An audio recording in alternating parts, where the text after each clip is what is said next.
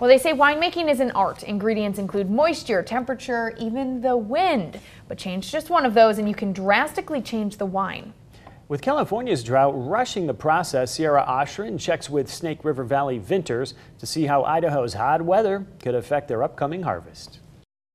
Normally, harvesters in California would pull the grapes around mid-August. But winemaker Ludovic Dervin says this unprecedented early start for Napa Valley is due to the weather. This year, the entire growing season shifted. We had a pretty warm month in February, and the vines started to push early. He says the drought has some effect, and Idaho winemakers are being forced to harvest early too. Bittner Vineyards normally harvest in October, but owner Ron Bittner expects to start pulling grapes in 5 weeks. As you can see, the grapes this time last week, most of these were green, and now they're changing very rapidly into these purple colors. So. Bittner says he rarely ever sees these grapes go from green to purple this early in the summer. But Bittner says it's not necessarily a bad thing.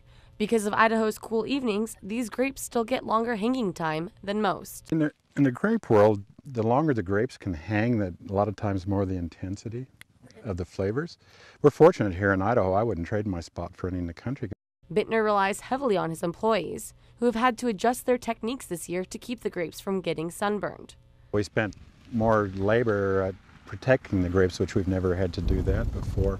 It's all part of the uncertainty that makes winemaking as much art as science. The last day of harvest, you don't know what can come.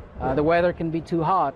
It can start raining before harvest is finished. So many things can happen, that's what makes our job so exciting. Sierra Oshrin, KBOI News.